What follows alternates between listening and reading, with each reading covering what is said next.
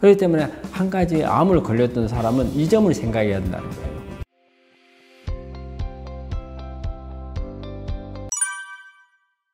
그렇죠. 우리 이제 암 환자들이 예민하잖아요. 예민하기 때문에 아마 암을 가지고 있는 환자들한테는 사실은 가능하면은 긍정적인 말을 좀 하라고 말을 해요. 긍정적인.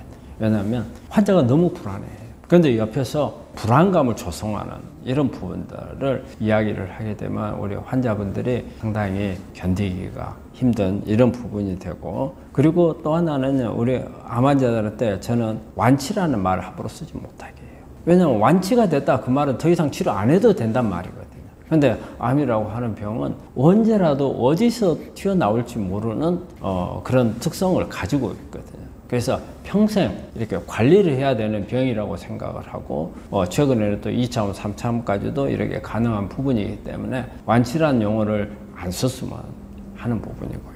그리고 또 하나는 이게 우리 환자분들이 어떤 현대의학적인 치료만 하면은 좋아져, 아니면 자연치료만 하면 좋아져, 이런 말을 좀 안 썼으면 좋겠어요. 절대 암이라고 하는 것은 어느 한쪽에 현대의학적인 치료만 가지고 되는 게 아닙니다.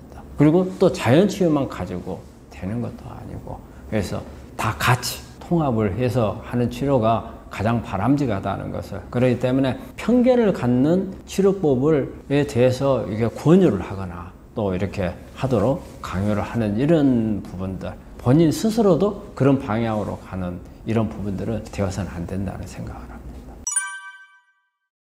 이 암을 가지고 있는 사람은 본인이 암을 만들 수 있는 여러 여건이 만들어진 거잖아요. 그래서 뭐 면역이 떨어진다든가, 아니면은 어떤 유전자 변이를 가지고 있다든가, 아니면 암이 잘 꿀 수 있는 환경이 있다는 사람은, 예를 들어서 유방암에 걸렸다. 그러면 그 면역이 떨어지고 환경을 가지고 있는 게 유방암만 걸리라는 법은 없잖아요. 그럼 또 다른 장기에 암이 생길 수 있는 가능성이 높죠. 그렇기 때문에 한 가지 암을 걸렸던 사람은 이 점을 생각해야 된다는 거예요.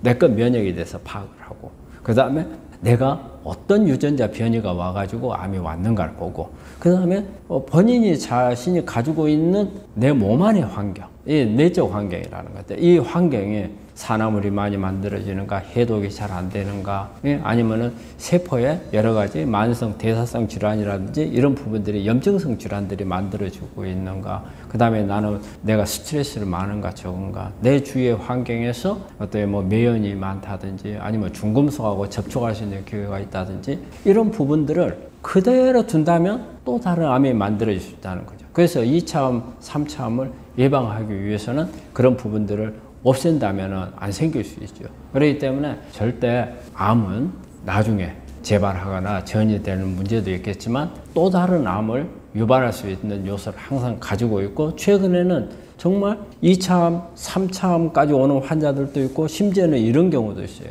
발견할 때 2가지, 3가지 암을 동시에 나오는 경우도 있어요. 그래서 저희가 최근에도 몇 달 전에도 3가지 암을 동시에 가지고 있어가지고 수술을 동시에 하는 이런 환자들도 보는 게 있거든요. 그런데 요즘에 갈수록 환경이 그렇게 만들어가고, 우리 생활 습관, 그 다음에 우리 음식 문화, 이런 부분들이 조금 더 암에 이완될 수 있는 가능성들을 높여가고 있어요. 그러니까 암을 이겨내는 사람, 제가 큰 특징은 긍정적인 마인드를 가지고 있다고 생각을 해요. 이게 긍정적인 마인드라는 게 사실은 내가 모든 것을 긍정적으로 생각할 거야. 근데 어느 누구든지 그러고 싶죠. 그런데 실제적으로 긍정적인 마인드라는 게 그게 간단한 거 아니에요. 왜냐하면 우리 환자들이, 내가 한번 우리 환자들한테 저는 종종 물어봐요. 이 암 때문에 죽을 것 같은 생각이 드느냐, 이런 말을 물어보거든요. 근데 어떤 사람들은 무슨 소리야, 나는 한 번도 그런 게 생각해 본 적이 없다, 이런 사람들은 정말 좋아지는 경우가 많아요. 그런데 저는 자신이 없어요. 그리고 잠도 잘 못 자요. 심지어는 우울증, 공황장애, 이런 생각을 하는 사람들은 정말 통계적으로 보면 나빠지는 경우가 상당히 많아요. 그리고 이제 이렇게 검사를 해보면 면역이 좋은 사람들, 면역이 좋은 사람들은 대부분 다 암에 대해서 보면은 잘 극복을 하는 그런 사람들이 되고, 그 다음에 우리 환자들이, 이게 중요한 부분인데, 내가 암이 나았을 때 내 미래가 어떻다는 것을 이렇게 상상을 해봐야 돼. 근데 이런 환자들 보면은 암을 낳는 사람들 보면 암을 낳고 난 후에 자신의 미래 계획을 다 세우는 사람들이 있어요. 이런 사람들은 정말 좋은 것 같아요. 그런데 여기에도 함정이 있어요.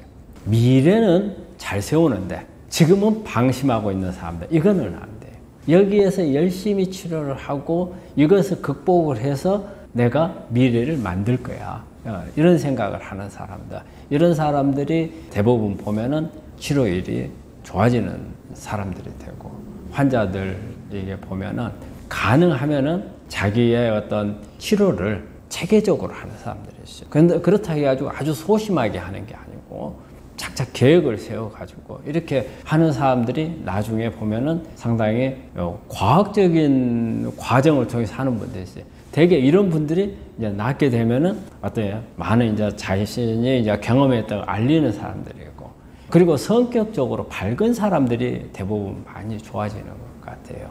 그래서 우리가 이렇게 환자분들이 잘 낫는, 완치가 되는 분들이 말하는 부분에서 보자면 이런 분들이 있는데, 가장 이것보다 더 중요한 게 하나 있어요. 뭐냐면요, 죽음에 대해서 이야기할 수 있는 사람들이에요. 사실 우리 이렇게 암을 극복한 사람들 중에 보면은요, 죽음에 대해서 어떻게 생각을 하느냐, 죽음에 대해서 대놓고 이야기를 할 수 있는 사람들하고 죽음에 대해서 언급을 못하는 사람들이 있어요. 우리가 암이라고 하는 병은 안 죽기 위해서 치료를 하는 거잖아요. 그러다 보니까 가능한 한 대부분 보면은 죽음에 대해서는 언급을 안 하려고 해요. 환자도 그렇고 의사도 마찬가지예요.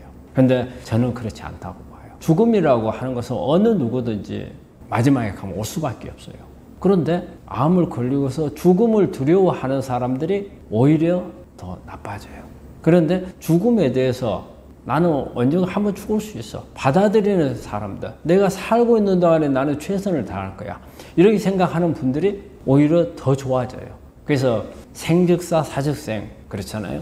살려고 하면 죽을 것이요, 죽으려고 하면 살 것이요. 이 말이 정말 우리 암에도 맞는 것 같아요. 그래서 우리가 환자들하고 이야기를 해보면 정말 그런 부분들을 느껴요. 그래서 저도 조심스럽지만은 종종 이야기를 하다가 그런 방향으로 한 번씩 끌고 가봐요.